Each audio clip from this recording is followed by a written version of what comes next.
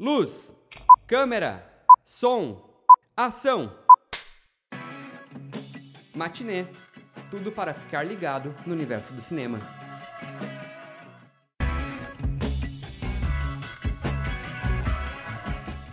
Boa tarde! Está começando aqui na UniFM 107.9 o Matinê, um programa que te convida a mergulhar no universo do cinema.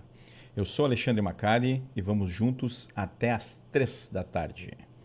Hoje vamos falar sobre questões que norteiam a reflexão e a pesquisa entre relações internacionais e cinema, com a professora do Departamento de Direito e docente permanente do Programa de Pós-Graduação em Relações Internacionais da UFSM, e que também tem temas de estudo ligados justamente nessas relações com o cinema, Josele Fiorin Gomes.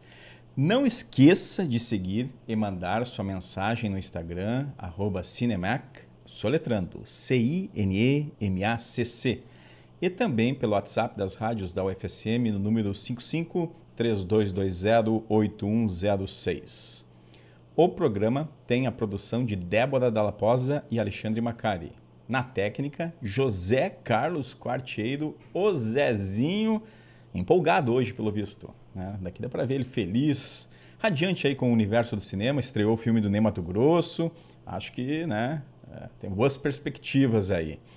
Em Santa Maria agora, 2h05, temperatura de 29 graus, subiu estrondosamente a temperatura, calor, ruim para correr, né? Mas fazer o quê, né? Antes de começarmos a falar sobre o tema de hoje, vamos recordar um pouco do que aconteceu na história do cinema nesse dia 5 de maio. Rebobinando. O passado da sétima arte em destaque. 5 de maio na história do cinema. Nesta data, o mundo do entretenimento relembra figuras marcantes e celebra talentos consagrados. Dois ícones do cinema clássico da velha Hollywood nasceram em 5 de maio. Em Cincinnati, em 1914, nascia Tyrone Power, também conhecido como muitos como Ty Power. Ator norte-americano de destaque entre as décadas de 30 e 50, ficou famoso por interpretar heróis românticos e personagens de capa e espada em sucessos como A Máscara do Zorro, de 1940, e Sangue e Areia, de 1941. Nos anos 50, ele trabalhou parcialmente nas telas, porque também passou a se dedicar ao teatro. Seu último filme completo foi Testemunha de Acusação, em 1957, dirigido por Billy Wilder. Tyrone faleceu jovem, aos 44 anos, vítima de infarto.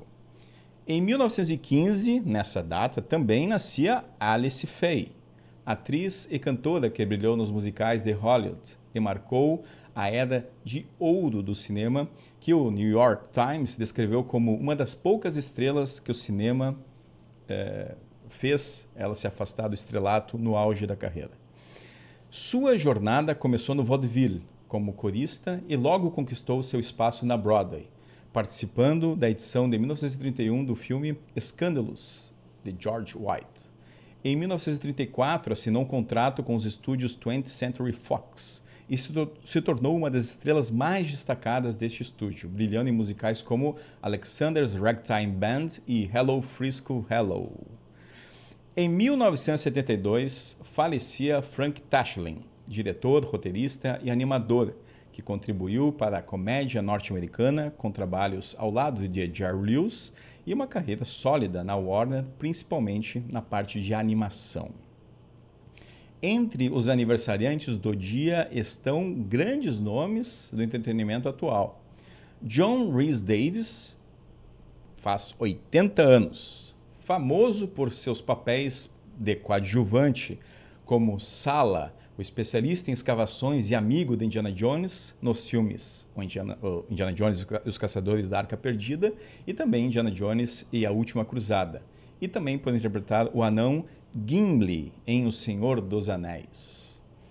O ator brasileiro Paulo Gorgulho faz 65 anos. Ele tem uma carreira bem consolidada na televisão, mas também tem muitos filmes na sua carreira e na sua filmografia. E destacamos alguns deles, como Vagas para Moças de Fino Trato, de Paulo Thiago, For All, o Trampolim da Vitória, de Buza Ferraz e Luiz Carlos Lacerda, e mais recentemente ele fez também a cinebiografia Silvio, de 2024. Henry Cavill, 42 anos hoje, conhecido mundialmente por viver o Superman nas telonas e também o bruxo Geralt em The Witcher. E também Adele, cantora britânica, aclamada por sua voz poderosa, faz 37 anos. Entre os seus sucessos estão Rolling the Deep e Hello. E, claro, ela foi vencedora do Oscar de canção original pelo filme 007 Operação Skyfall. Há 50 anos, as telonas de Santa Maria recebiam alguns dos maiores sucessos daquela época. No Cine Independência, a empolgante aventura Zorro, o temível espadachim. E, no Imperial, o filme franco-italiano Bora Bora, o Paraíso do Amor, de Ugo Liberatore, e em sessão dupla com o filme ambientalista britânico Vivendo Livremente. Mas o grande destaque estava no Glória, em que era exibido 007 Viva e Deixe Morrer, com Roger Moore como espião britânico James Bond. Trilha sonora. Só de ouvir, passa um filme na cabeça.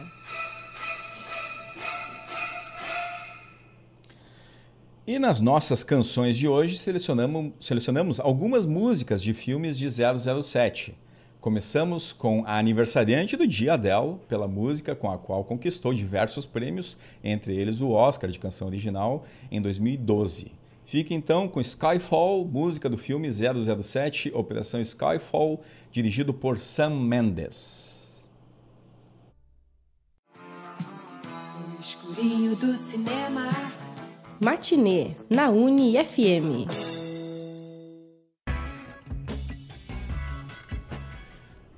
O cinema é uma poderosa ferramenta de representação e crítica social.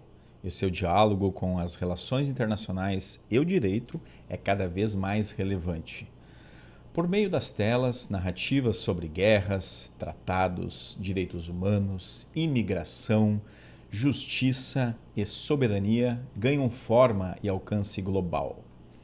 Filmes não apenas retratam os conflitos e dilemas do cenário internacional, como também influenciam percepções públicas e políticas.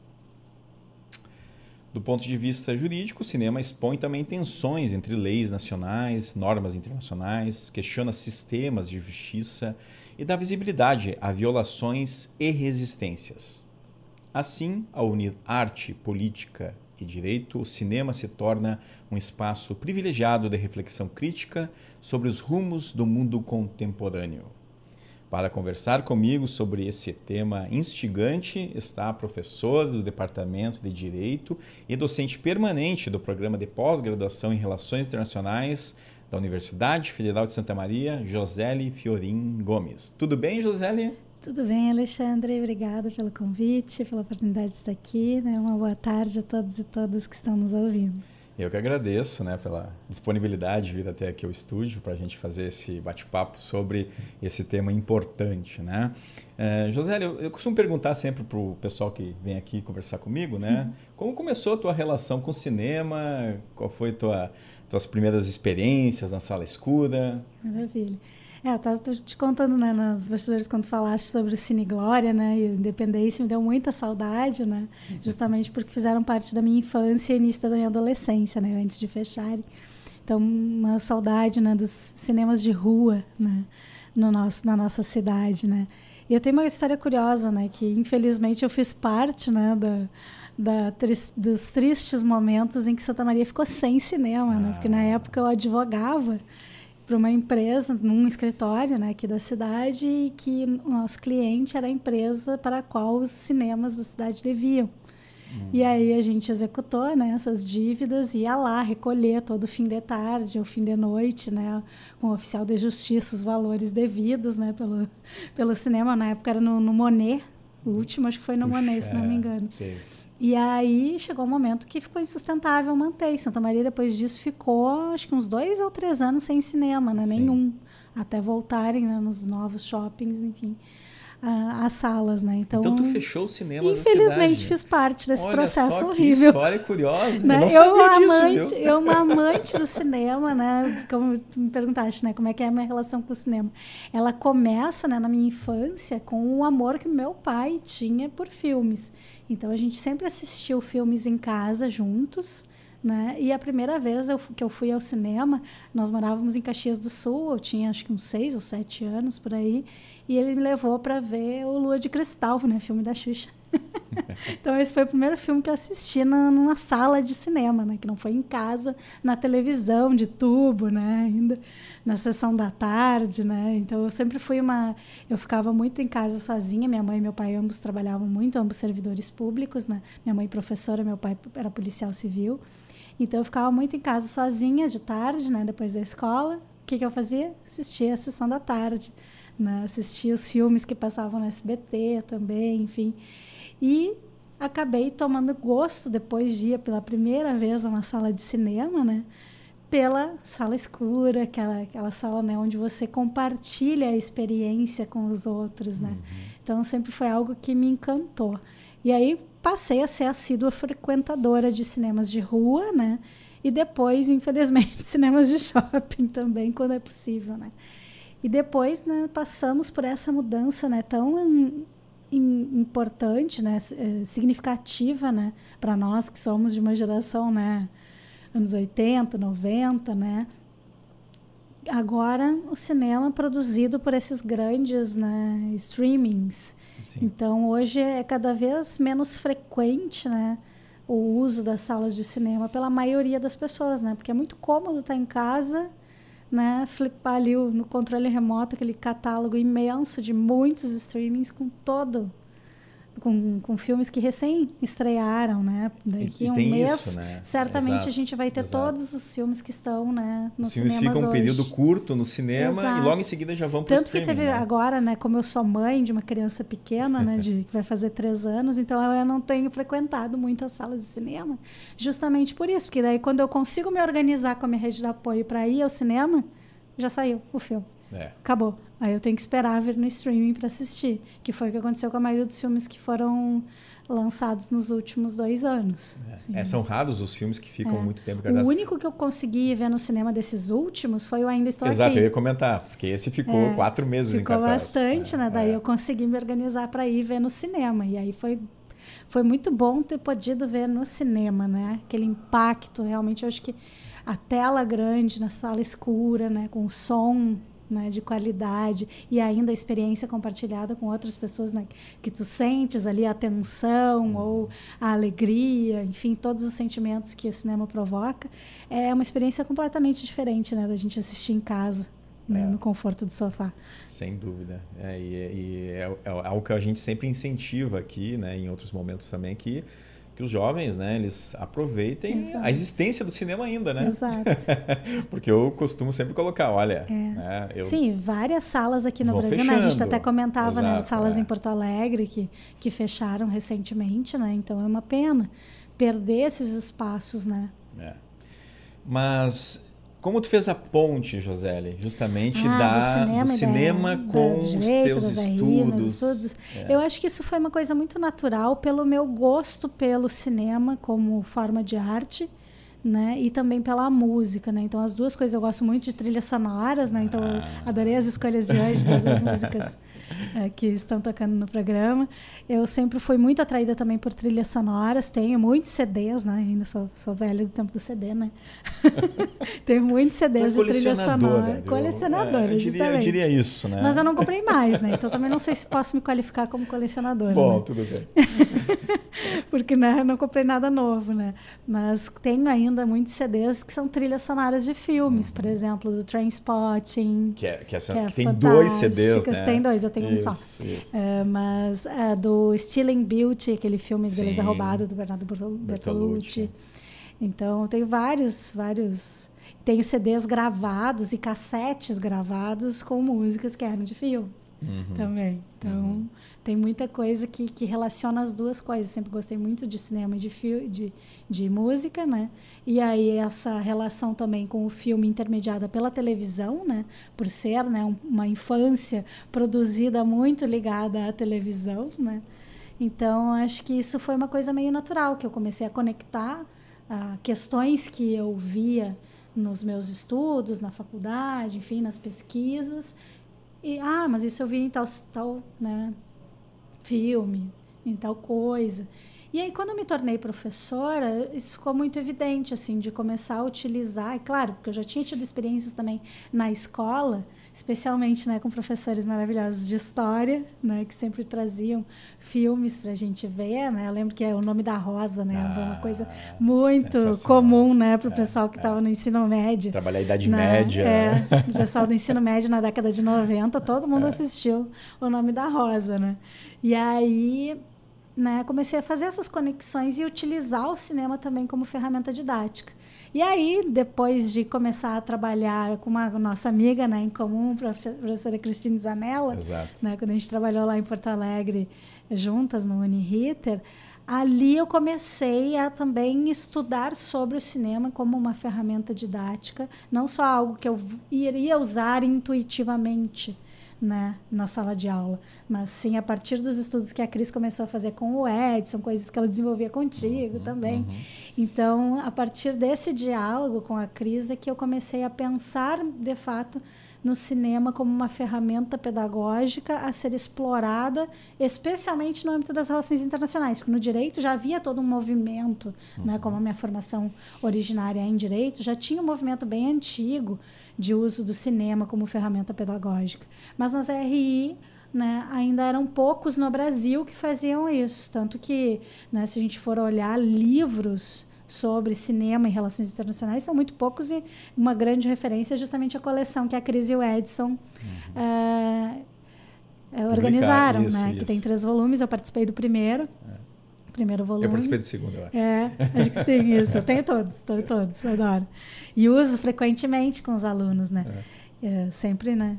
Cuidado com os direitos autorais, claro, né? Mas sempre compartilho o capítulo específico com os alunos e digo, adquiram a obra, porque realmente vale a pena, que é uma obra muito boa, né? Tem muitas perspectivas, muitos filmes, vários filmes, inclusive, que eu nem conhecia e ao ler o texto dos colegas, né, fui assistir. E incorporei nas minhas aulas ou em debates, enfim, de sugestões para os alunos. Então, essa trajetória vem desde a infância, né? Passa justamente por um amor cultivado a partir da minha relação com o meu pai e também nas minhas tardes solitárias em casa, né? Durante os meus períodos formativos, e que depois se estendeu justamente à área profissional, e eu tive a sorte, né, de encontrar colegas queridos que têm o mesmo interesse para poder dialogar, né, como é o caso da Cris, do Edson, como é o teu caso também, Alexandre. Bom, eu sempre penso assim, que é importante ter esses contatos justamente porque tu não faz sozinho, né, o movimento, né? Tu tem que construir com uma rede, justamente como tu colocas, né? Eu acho que trabalhar esses temas, e cada um de nós tem um determinado tipo de foco, uma preferência, até por tipos de filmes, né?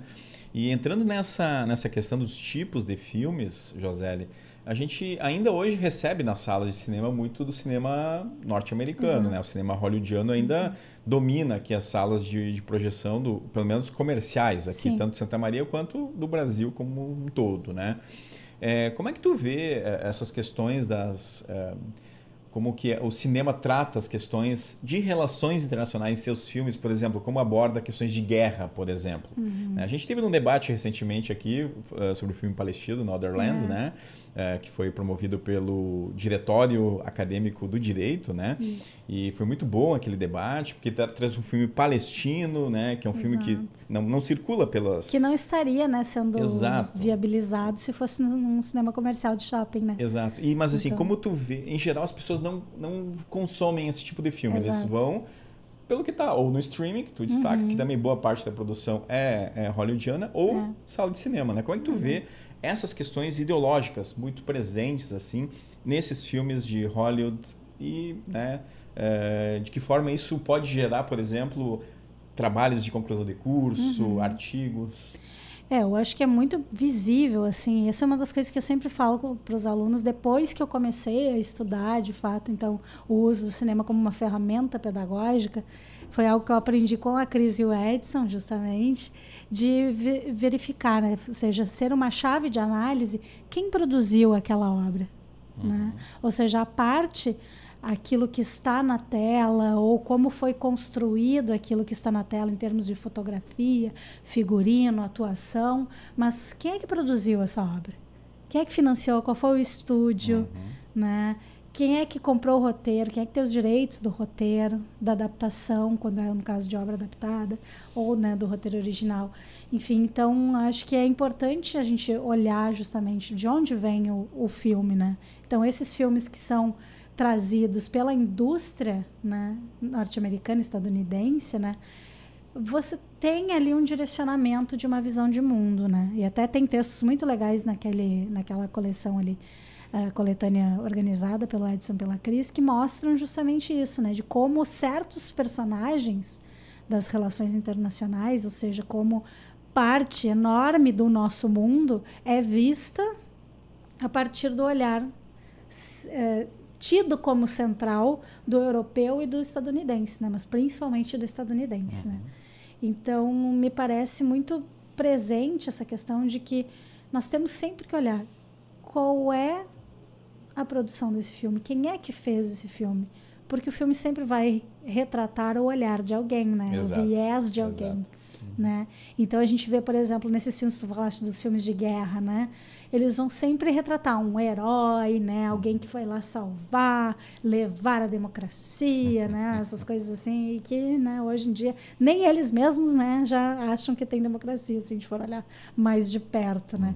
Então, ali sempre tem a construção de um inimigo, né, que também faz parte desse imaginário, né, literário que depois foi transposto para o cinema, né, me parece, de que sempre tem uma contraposição, alguém contra quem lutar, se unir para lutar contra aquele mal, né? E aí, no âmbito desses filmes que são produzidos, né, com financiamento e elaboração, né, confecção estadunidense, sempre aparece um inimigo oriental, né? Alguém do Oriente Médio, alguém da Ásia. E eles vão mudando justamente, né, o inimigo conforme a época, sempre né? Um outro. Exato, porque a questão dos indígenas lá no faroeste, depois os mexicanos, os chineses, os alemães, os nazistas. Então, sempre um outro é o inimigo, né? E até tem um trabalho muito legal que um aluno nosso fez aqui no curso de RI,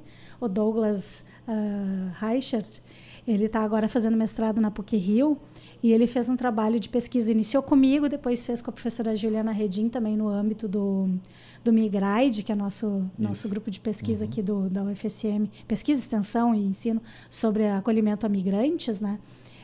Que tem um trabalho fantástico. Então, a professora Juliana depois também o orientou nesse aspecto para a questão justamente dessa construção do inimigo sempre no âmbito das relações internacionais e do direito internacional, que, no caso do cinema, é muito visível, né? Dá para citar 1 milhão de obras cinematográficas diferentes que vão atuar justamente com foco em combater um inimigo. Né? Sem dúvida. Mas, Josélia, vamos fazer um intervalinho aqui. Vou chamar o Zezinho Quartiero aqui. Seguimos com as canções que integram trilhas de filmes de James Bond. Vamos ouvir You Know My Name, de Chris Cornell, música que está na trilha sonora do filme 007 Cassino Royale, de Martin Campbell.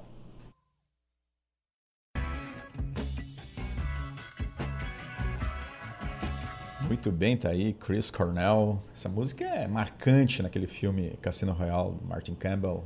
Um dos melhores aí, né? Com Daniel Craig. Mas voltamos aqui, inclusive, né, os filmes do 007 a gente trouxe também porque muitos dos filmes do 007, eles, para não dizer todos, né? Acho que até dá para dizer todos, né? Eles têm relações com essa abordagem temática de hoje, nessas questões internacionais. E são filmes que muitas vezes se passam em vários países, mostram essa organização, né?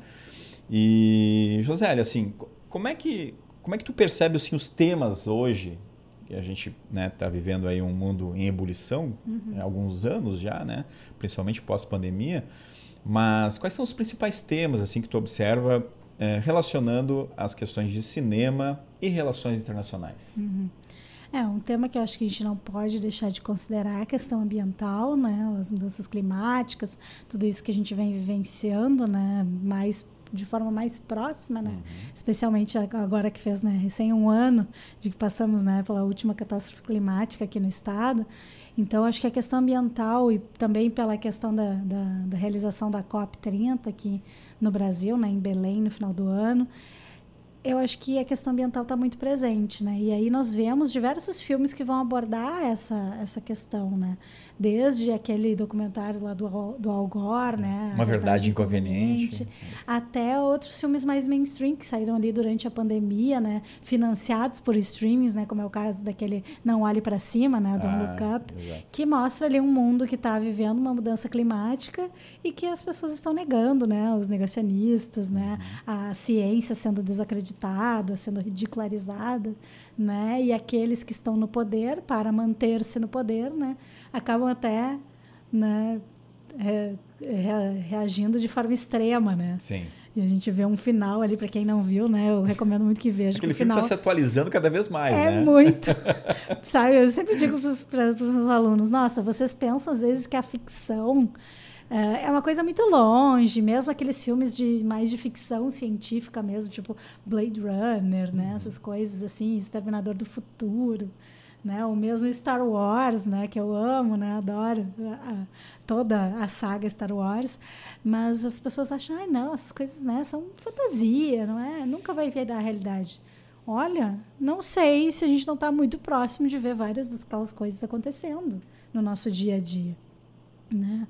De viagens espaciais, por exemplo, que estão sendo realizadas, tentativa, né, de descoberta de vida ou de condições para a vida em outros planetas, né? A questão justamente de, né, que nem o Interestelar lá, né, de achar formas de viajar, né, de outros modos, né? Então, eu não sei se essas coisas não vão acabar virando realidade. Então, no âmbito das questões que envolvem meio ambiente, mudanças climáticas, né, a nossa relação para com o nosso planeta, eu acho que o cinema está nos trazendo pistas muito importantes, né? Que nem eu lembro sempre, quando falam em mudanças climáticas, assim, eu lembro sempre daquele filme com Kevin Costner, o Waterworld, que é de anos 90, né? Fim dos anos 90. Isso. E é aquele filme, nossa, né? A subida dos oceanos. Será que a gente não vai chegar no momento, talvez nós não, mas talvez os nossos filhos, enfim, netos, vão viver num mundo submerso, quem sabe? Não sei. Né? Ou ainda, né, aquele filme O Dia Depois de Amanhã, né, que mostra o congelamento. Esse eu vi no Big Cine, eu lembro de ter visto no Big Cine isso aí. Né, congelamento total, né, a volta de uma era de gelo. E aí tem que correr pro México, né? Pois é. O filme sempre é tratado. Né? Aí vão um atrás do outro lá, que está governando agora, para fazer muro, depois vão se dar mal, né? Pois é. E daí não vão querer que eles entrem. Mas então, assim, essas coisas catastróficas, né, nós estamos vivenciando. Né? Esses dias eu usei em aula, né, eu dei uma disciplina no curso de economia, que se chama Direito para Economia, e ali eu trato de temas gerais de direito, né? E um deles é o Estado, né? Como o Estado se conforma, como funciona, né? E a construção da ordem, né? Ou seja, a relação do direito para com o Estado, né? E ali eu estava usando vários filmes, né? Também estava falando sobre questões voltadas aos regimes, né, de governo também. E eu sempre usava a obra da literatura e a adaptação para o cinema da Revolução dos Bichos. E aí eu cansei, né? Porque todo mundo já tinha visto, todo mundo já vinha do ensino médio sabendo, né? Porque todo mundo começou a usar também no ensino médio. Então, aí eles, a gente já viu esse filme, a gente já leu esse livro, tá? Então vamos ver outra coisa. Aí eu perguntei, você já leram Saramago? Não. Eu sei que é difícil, portanto, vamos usar o Saramago junto com a adaptação cinematográfica para ficar mais palatável, né? Porque eu sei que não é fácil ler Saramago sem pontuação, etc. E usei o Ensaio sobre a Cegueira. que eu não tive coragem de usar antes, porque estava muito recente da pandemia, né? Agora que já faz um pouquinho de tempo, aí vamos usar. Porque é uma obra do Saramago que é dos anos 90, né? Foi adaptada ali em 2015, né? Ou 5. Eu acho que um pouco 5, antes, E pelo aí, Fernando Meirelles, exatamente, né? Diretor brasileiro. Né? Diretor brasileiro. Que tem a Alice Braga, né? Também atriz brasileira. E ali é muito visível o quão frágil é a ordem e o quão frágil é a organização das nossas sociedades a partir dessa figura que é o Estado. E quanto essas coisas todas, né? A ordem se perde muito facilmente ou tem problemas, né? Diante de crises. Né? Então, e aquela crise ali de uma epidemia de cegueira poderia ser qualquer epidemia das quais nós já passamos ou ainda vamos passar, né?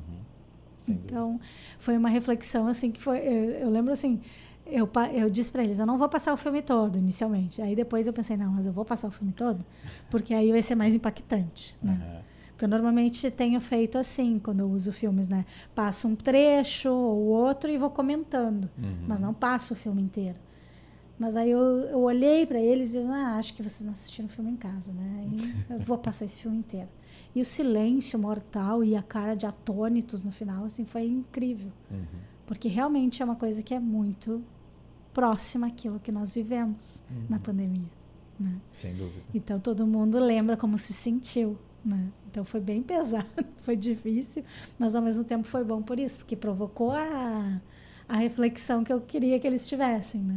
Então, tem muita coisa que nas questões ambientais e mesmo ligadas a como, né, as organizações e as nossas sociedades, enquanto na forma como se organizam, lidam com essas mudanças climáticas, né? E outras questões.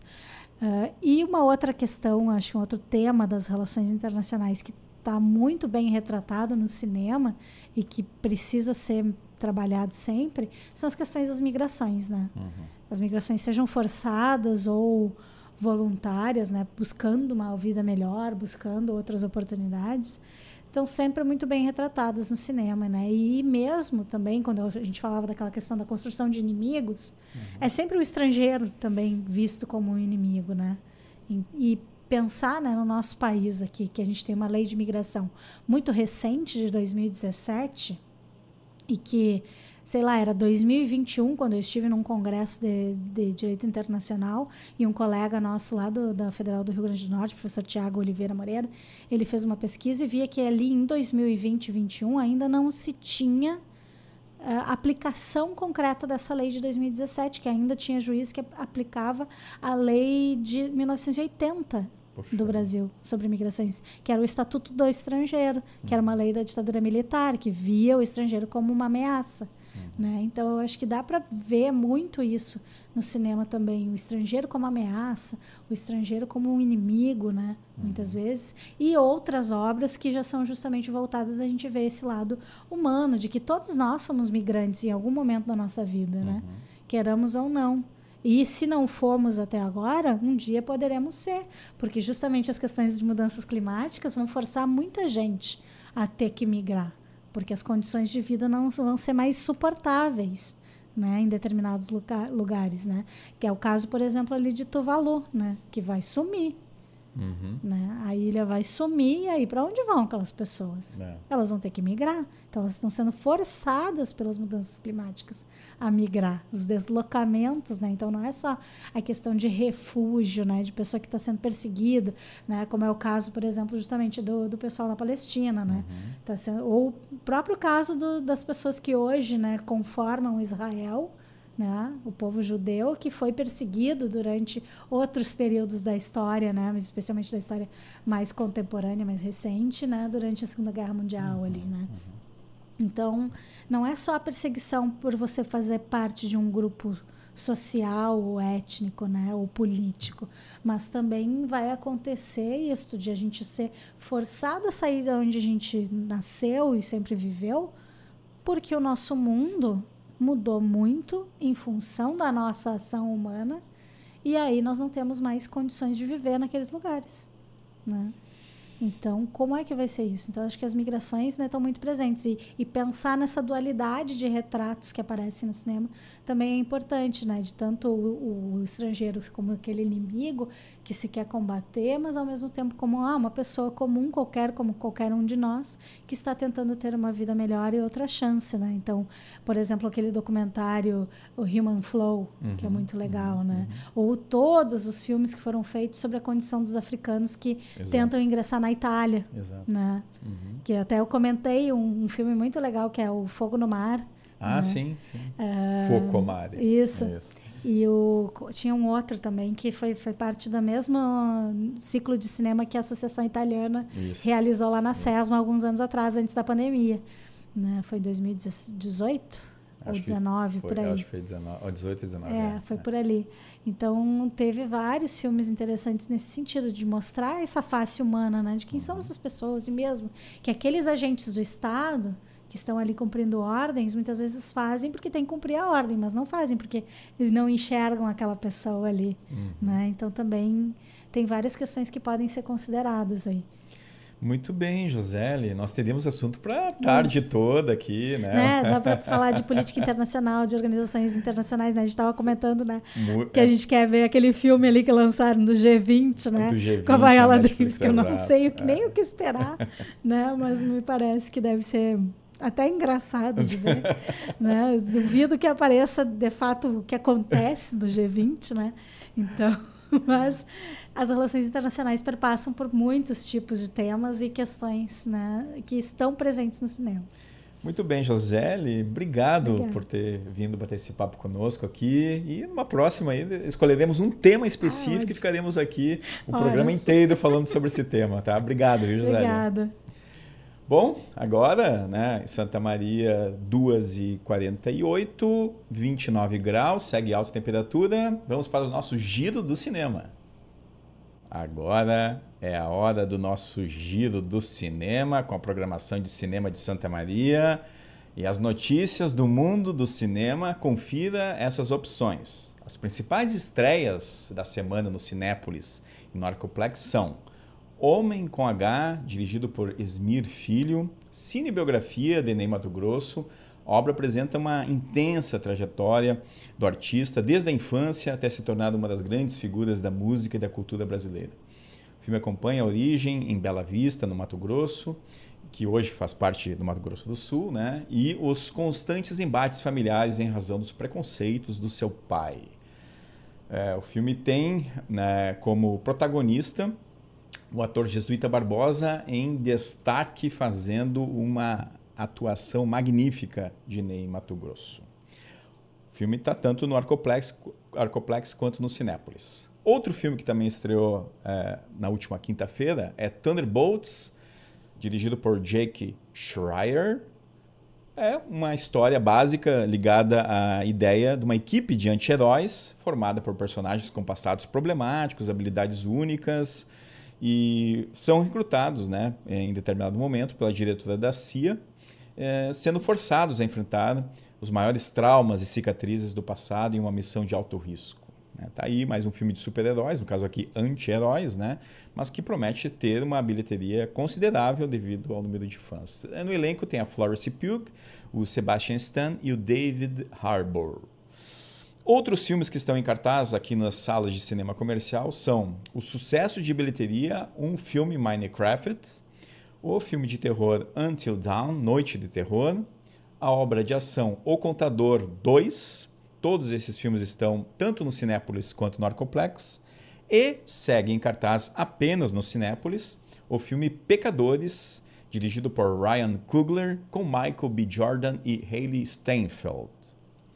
Amanhã, terça-feira, 19 horas, no auditório da SESMA, o Cineclube Lanterninha Aurélio começa uma nova mostra dedicada ao mês de maio a produções que tratam de temáticas LGBTQIAPN+.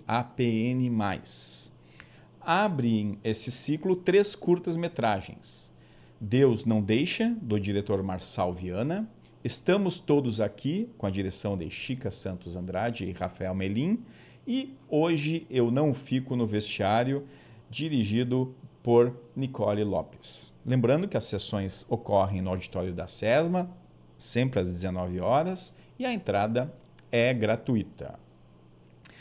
Notícia do mundo das premiações. A Academia de Artes de Ciências Cinematográficas, conhecida por entregar o Oscar, anunciou que, a partir de 2026, os membros votantes deverão assistir a todos os filmes indicados em cada categoria para poder votar na rodada final. Antes, essa exigência não existia.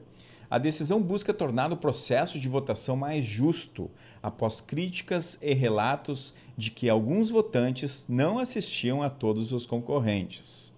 A academia, no entanto, não detalhou como vai fiscalizar o cumprimento dessa nova regra. Certamente é uma regra que, né, poderia mudar o resultado de algumas cerimônias que entregaram prêmios a filmes de duvidosa capacidade de serem premiados, né? É uma pena que isso já não existiu esse ano, né? Eu acho que o Ainda Estou Aqui teria até mais chances, né, de conseguir outras indicações, além, é claro, de ter mais possibilidades de vencer a categoria principal. Também um momento de negócios do cinema. Donald Trump, presidente dos Estados Unidos, mirou nas produções de filmes estrangeiros e anunciou tarifas de 100% para obras internacionais e ainda as de estúdios norte-americanos gravadas fora dos Estados Unidos. Isso afeta muito, por exemplo, produções como Gladiador, né, que foi gravado no Marrocos, e outros filmes, né, que são gravados na Espanha, no Canadá, em outros países que têm benefícios justamente para chamar essa indústria do cinema para fazer filmes lá. Trump disse que esta é uma ameaça coordenada por outras nações e, além de tudo, uma questão de mensagem e propaganda. Nós queremos filmes feitos na América novamente, falou o presidente dos Estados Unidos, Donald Trump. A medida, porém, não explica se isso incidirá sobre filmes em streaming ou nos cinemas. Ela ocorre no momento em que Hollywood perde espaço para locações no Canadá, no Reino Unido, na Austrália, na Europa Central e também no norte da África, onde os governos oferecem créditos e reembolsos em dinheiro para atrair as filmagens. Por isso que eu sempre digo que é importante assistir ao filme até o fim, até passar o último crédito, porque ali aparece onde as filmagens foram feitas, onde os impostos estão sendo colocados, mesmo em filmes de grandes estúdios hollywoodianos, né? O pessoal acha que é tudo dinheiro privado e não é, né? Tem muito dinheiro público aí nesses grandes filmes hollywoodianos. Pois bem, chegamos ao fim de mais um Matiné ao Vivo, em que conversamos sobre relações internacionais, direito e cinema com a Josélie Gomes. Você pode ouvir esse e outros programas no YouTube, @Cinemac3 e no Spotify, @Cinemac. Não se esqueça de seguir nossas redes sociais no Instagram, @Cinemac e @RádiosUFSM. Nossa próxima sessão será no dia 12 de maio, trazendo uma edição especial sobre o Festival de Cannes, que começa justamente dia 13 de maio. Fechamos o matinê de hoje com a música Live and Let Die, nesse dia especial aí de canções de filmes do 007, música de Paul McCartney e Linda McCartney, e que está na trilha sonora do filme 007, Viva e Deixe Morrer, de Guy Hamilton, e que era exibido justamente no Cine Glória, em Santa Maria, há 50 anos atrás. E lembre-se, como eu sempre digo, cuide de sua saúde e assista a ótimos filmes. Corta! Você acompanhou Matinê, tudo para ficar ligado no universo do cinema. UniFM 107.9, ZYO 130.